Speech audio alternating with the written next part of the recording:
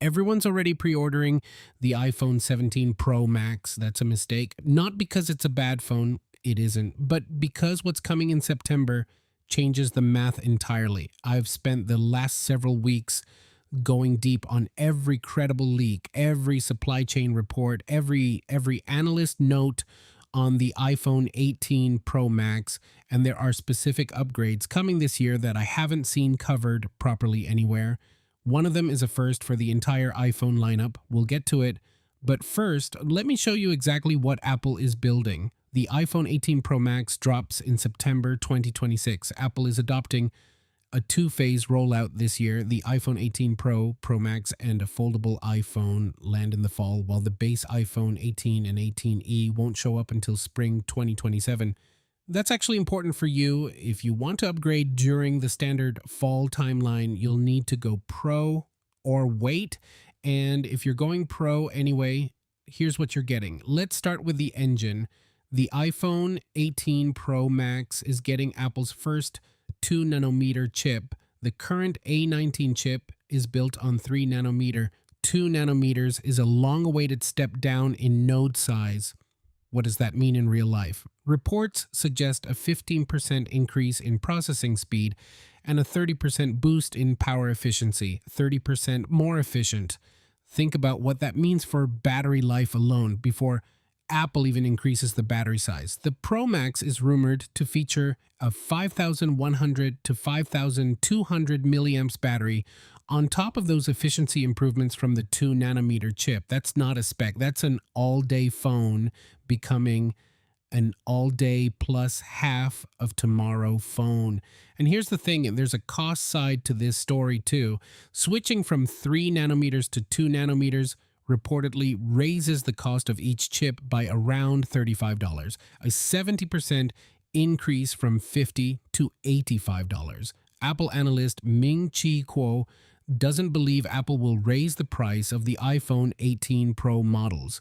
The company is expected to absorb the added costs to gain market share. So you get a faster, more efficient chip. Apple pays for it. That's a deal. Okay, this is the one. Apple is reportedly equipping the iPhone 18 Pro models with a variable aperture lens. The main 48 megapixel fusion camera on both Pro models would offer variable aperture, a first for the iPhone. Variable aperture means you control how much light hits the sensor, not computationally, mechanically, like a real camera. A variable aperture would let users manually adjust how much light reaches the sensor, cutting down on overexposure and giving new customization options for lighting and depth of field. Every serious photographer watching this just sat up straight, because this is the thing that separates a smartphone camera from a real camera. You've been working around fixed aperture your entire iPhone life. Portrait mode, smart HDR, computational everything, all of it exists because the aperture never changes. This changes the aperture. Samsung is also reportedly developing a new 3-layer stacked image sensor that integrates 3 layers of circuitry, which would improve camera responsiveness, reduce noise, and increase dynamic range. So you've got variable aperture on top of a completely redesigned sensor. The camera on this thing could be genuinely unrecognizable compared to what we have now. Let's talk about the front of the phone.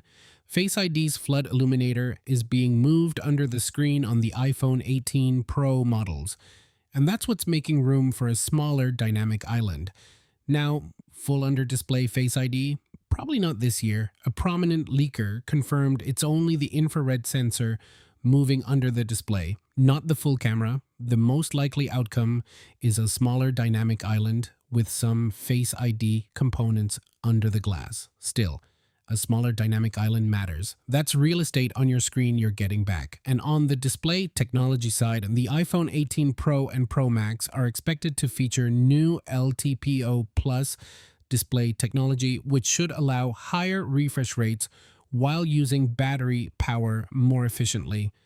Brightness is reportedly getting a substantial jump from the current peak of 3,000 nits to a considerably higher level according to supply chain sources.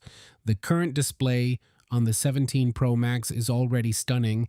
If this rumor is right, it's going from stunning to absurd. Sunlight visibility is going to be a completely different experience. Here's something that barely anyone is covering properly.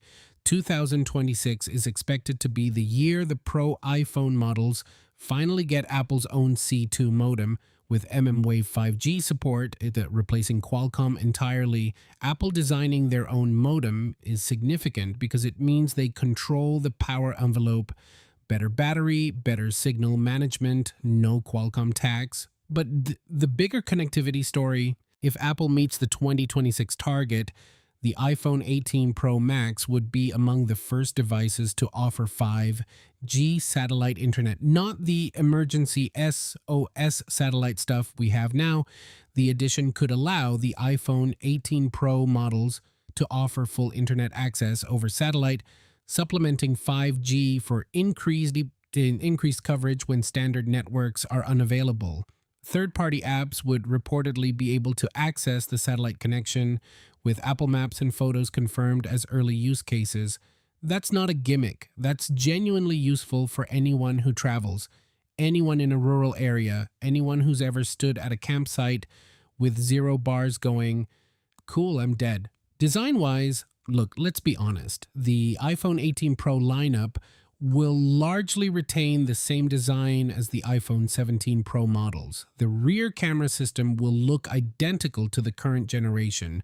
Raised plateau, 3 lenses arranged in a triangle, same general shape, but 2 changes worth noting. First, colors. In February, Bloomberg's Mark Gurman reported that Apple is testing a deep red finish.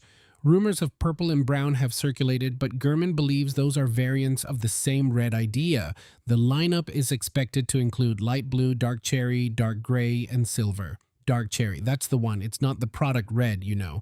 The shade is reportedly more of a dark cherry color with a tinge of purple in it, not a darker red, which kind of sounds incredible, honestly. Second, the weight. Reports suggest the thickness increase could push the iPhone 18 Pro Max over 240 grams. The iPhone 17 Pro Max weighs 233 grams, 7 grams heavier.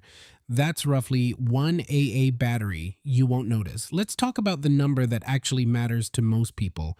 The iPhone 17 Pro Max currently starts at $1,199. Ming-Chi Kuo doesn't believe Apple will raise the price of the iPhone 18 Pro models. The company is expected to absorb the increased costs. Now, Apple is rumored to offer a 2 terabyte storage option for the first time with the iPhone 18 Pro Max, made possible by a rumored shift to quad-level cell flash storage, which is denser and less expensive than current solutions. Higher storage options, however, may get a price hike, so the base model likely holds at $1,199. Go for the big storage, budget accordingly. So, should you wait? Here's my honest take. If you're on an iPhone 15 Pro Max or older, the leap to the iPhone 18 Pro Max is going to be monumental. The combination of the 2-nanometer processor, advanced AI capabilities, and the variable aperture camera makes it a highly worthwhile upgrade to wait for. Variable aperture, first ever for iPhone. A20 Pro on 2-nanometer. C2 modem, satellite internet, bigger, more efficient battery, smaller dynamic island. That's not a minor annual update. That's a phone that earns its price tag.